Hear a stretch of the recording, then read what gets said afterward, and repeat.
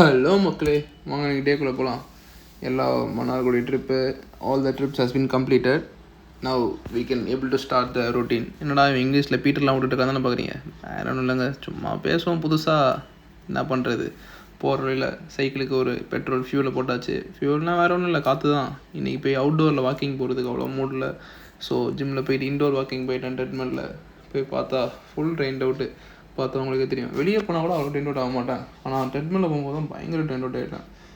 வெறியான ஒர்க்குங்க, என்ன பண்ணுறது. நிறைய புது புது ஒர்க்கு, அந்த ஒர்க்கு இந்த ஒர்க்குன்னு அதெல்லாம் கம்ப்ளீட் பண்ணுறதுக்குள்ளே அவ்வளோதான்.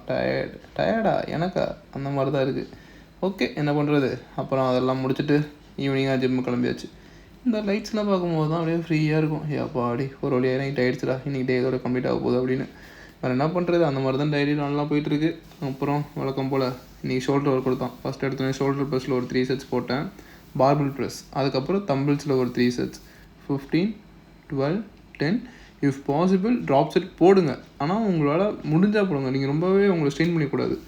அப்புறம் தேர்ட் செட்டாக வந்து ஆர்னால்ட் ப்ரெஸ் போட்டேன். ஆர்னால்ட் ப்ரெஸ்ஸில் ஒரு 3 செட்ஸ், 15, 12, 10. அதுக்கப்புறம் ஃப்ரண்ட் ரைஸ் வந்து நான் பார்பிளில் போட்டேன் ஃபார் நெக்கு வந்து உங்களுக்கு நல்லா ஆக்டிவேட் ஆகிறது ஃபீல் பண்ண முடியும், அதுக்காக தான்.